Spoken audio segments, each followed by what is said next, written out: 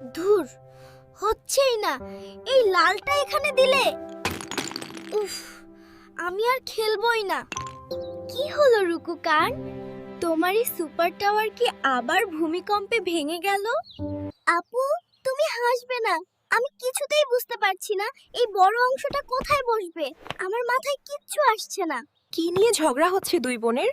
মা, দেখো না, আমি এটা বানাতে পারছি না। আমার বুদ্ধি কমে গেছে মনে হয়। বুদ্ধি কমে গেলে কার কাছে চাইতে হয় জানো? কার কাছে? সুপারম্যানের কাছে? না রুকু, মহান আল্লাহর কাছে। ঠিক বলেছিস। যখনই কিছু শিখতে চাইবে তখন পড়বে রব্বি জিদনি ইলমা। রব্বি জিদনি ইলমা? এটার মানে কি মা? এর মানে হলো, হে আমার প্রভু, আমাকে জ্ঞান দান করো। রব্বি জিদনি ইলমা।